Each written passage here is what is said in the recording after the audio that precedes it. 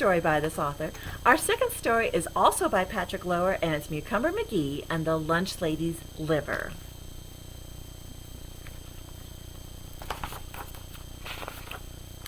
In a dismal old schoolhouse down by the sea, there was a young boy named Mucumber McGee.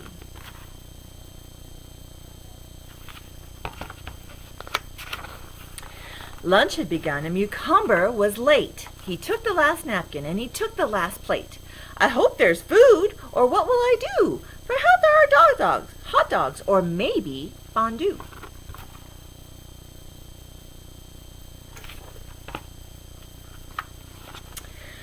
Mucumber was worried, and he glanced all around. He looked for some food, but none could be found. He approached the lunch lady with great apprehension because she had warts and severe hypertension. Mucumber, you're late. Do you know what this means? I have no more beef stew and no more green beans. But thankfully, Mucumber, I do have something here. A very special recipe, a meal I hold dear.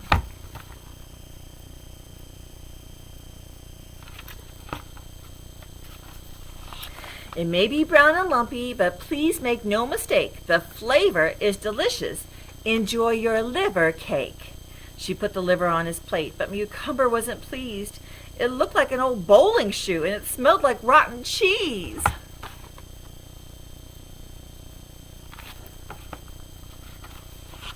Liver cake? Mucumber asked. I don't mean to be rude, but I'm afraid I cannot eat this strange and smelly food.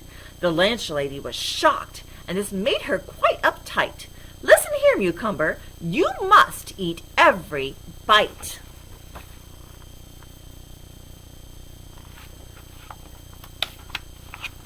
Mucumber took his liver cake and sat down in his chair. His sister stood behind him. She couldn't help but stare. What is that, Mucumber, that clump upon your plate? My lunch looked much better, and my lunch tasted great. The lady called it liver cake, and I must eat every bite, but suddenly I'm feeling weak. I've lost my appetite.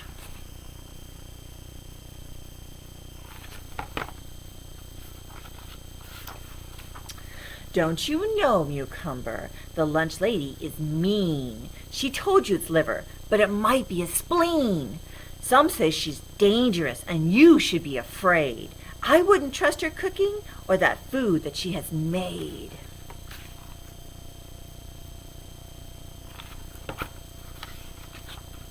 You know she gets quite angry at students who are late.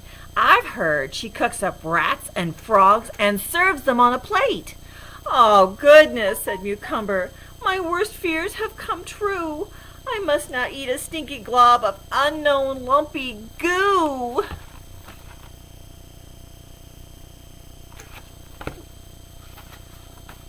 The lunch lady was watching, and Mucumber felt her stare. He saw her grab her cleaver, and she waved it in the air. She's threatening me, Mucumber said. Now what will I do? If I don't eat this liver cake, I'll wind up in her stew.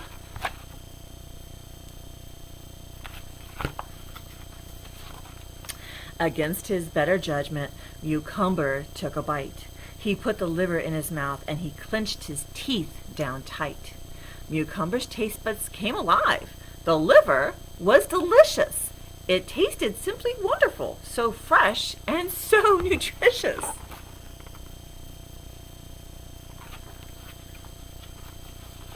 Mucumber savored every slice, every morsel, bit, and crumb.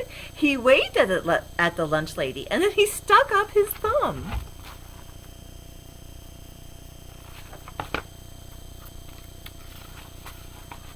Now everything was perfect in that schoolhouse by the sea. So children, please listen. Now listen to me.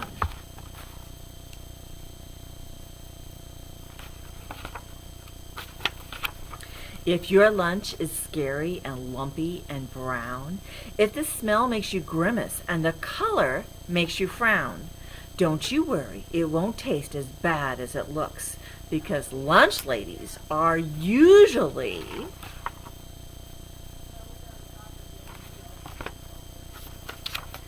very good cooks.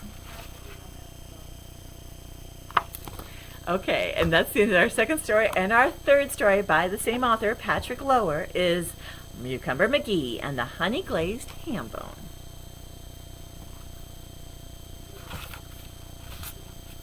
In a cozy old kitchen down by the sea, there was a young boy named Mucumber McGee.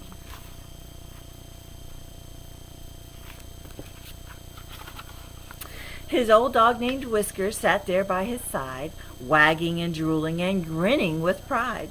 Mother was chopping and baking and cooking, and Mucumber was helping by sniffing and looking.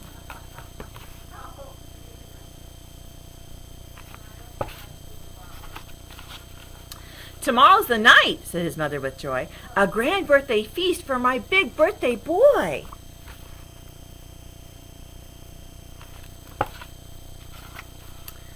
He woke the next morning. His big day was here, the singing, the presents, the food, and good cheer. Before heading to school, Mother gave him a sack. Inside is a treat, your own birthday snack.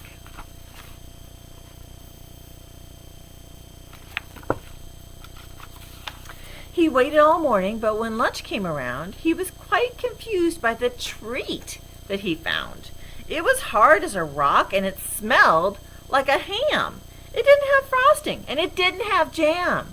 It was ugly and scary, and he felt so alone, gazing at the cold meat and the unsightly bone.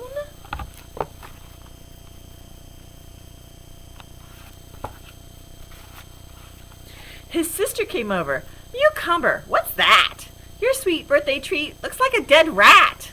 But Mother prepared it. "It should taste just fine. I guess you should eat it. I'm just glad it's not mine."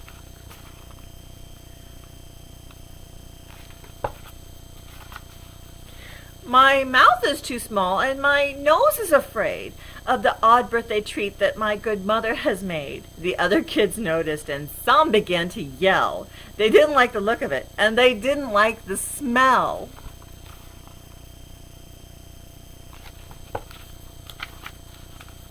The lunch lady stood guard, and she held the children back. Then Mother ran in, carrying a sack. "Mucumber, Mucumber, whatever did I do? That one is for Whiskers, but this one is for you."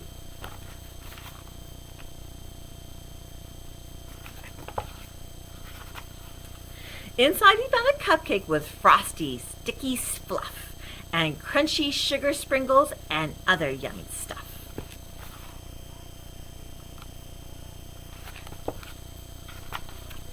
And later that night, he ate birthday ham with honey glazed drizzle and puree of yam.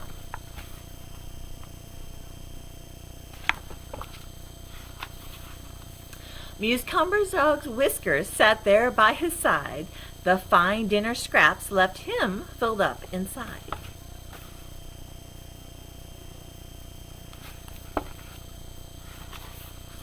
And all was well in that house by the sea.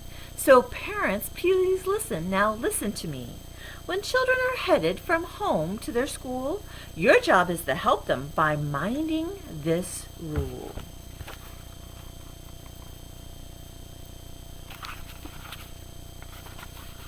When packing a treat like a lunch or a snack, always remember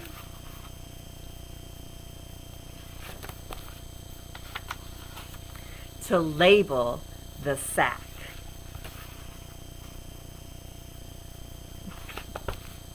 And that's the end of our story time today. I do hope you enjoyed our selections. Be well, be blessed. We'll see you next time.